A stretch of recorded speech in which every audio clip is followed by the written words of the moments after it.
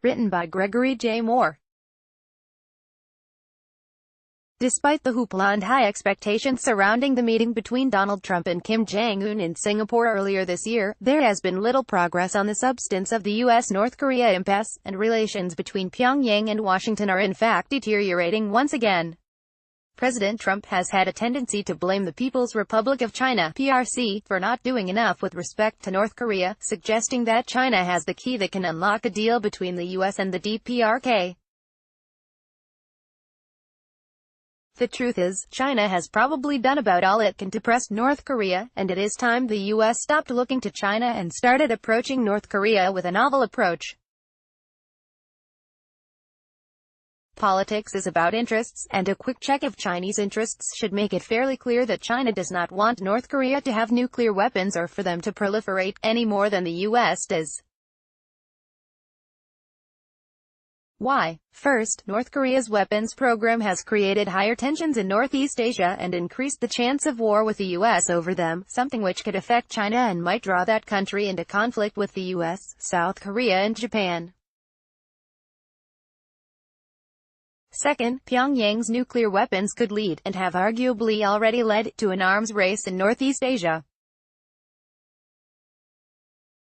For example, note South Korea's acquisition of the Terminal High Altitude Area Defense (THAAD) system and Japan's move to the right since 1998 when North Korea first shot a missile over Japanese territory, raising the alarm in Tokyo. Pyongyang's weapons could also be argued to be a contributing factor towards China's increased defense spending, which has in turn fostered the rightward tilt in Tokyo and, to some extent, in Seoul as well. Third, the weapons program could lead to such intense sanctions being imposed on North Korea, and/or crises within the country, that the DPRK becomes unstable. This could lead to thousands, or maybe millions, of Beijing North Korean refugees flowing across the border into the PRC, a scenario the Chinese Communist Party (CCP) fears could destabilize parts of northeastern China.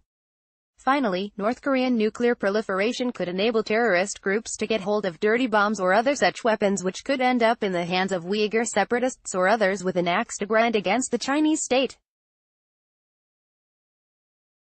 It should be noted that North Korea does have a track record of such proliferation. Think only of Libya, Syria, Iraq and others. None of this is in China's interests. Because Beijing is and has been opposed to the nuclear weapons program of Pyongyang, it has gone to great lengths to foster dialogue between Pyongyang and Washington.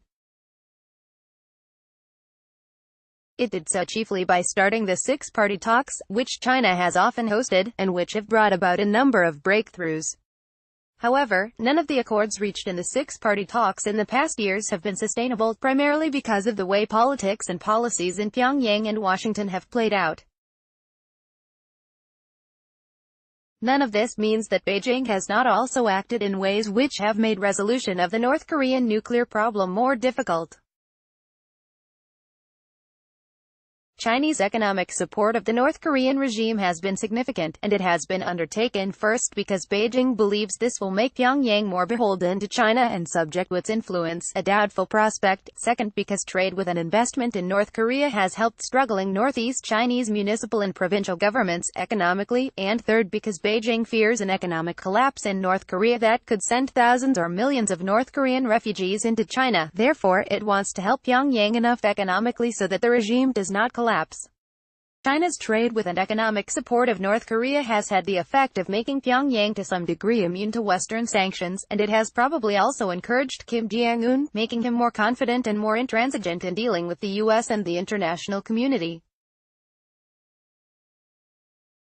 Consequently, from the perspective of the U.S. and others, this Chinese economic support of Pyongyang is problematic. However, it should be seen in light of China's multiple interests with regard to North Korea, and not as Chinese support for the DPRK's nuclear weapons program. China has done much to help the U.S. put pressure on North Korea, and Washington should view this support as a sincere desire on the part of Beijing to see Pyongyang lay down its nukes.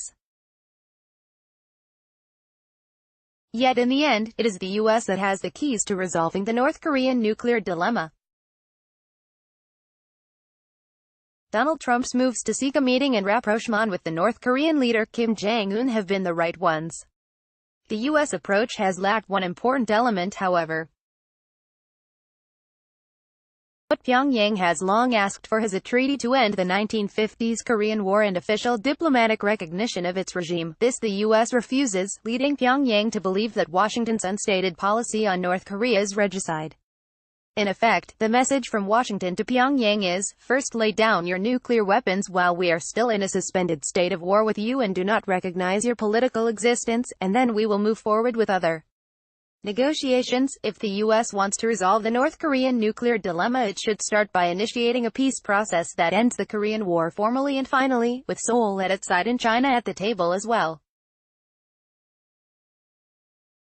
Then it should establish formal diplomatic relations with North Korea, offering to open an embassy in Pyongyang and to receive a North Korean embassy in Washington. With this up front as a practical confidence-building measure, North Korea would come to the negotiating table with a sense of security that it has never had, and we just might see a resolution of the nuclear crisis that has dogged Northeast Asia for so long. Gregory Moore is head of international studies and associate professor in international relations at the University of Nottingham, Ningbo. He is also a resident senior fellow of the China Policy Institute. Image credit, CC by NELC, Flickr.